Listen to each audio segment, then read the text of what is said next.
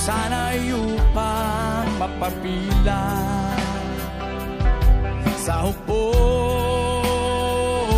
ng sandata. Mahal sa buhay ay nilisan dahil sa pangarap na maglingkod sa inang bayan.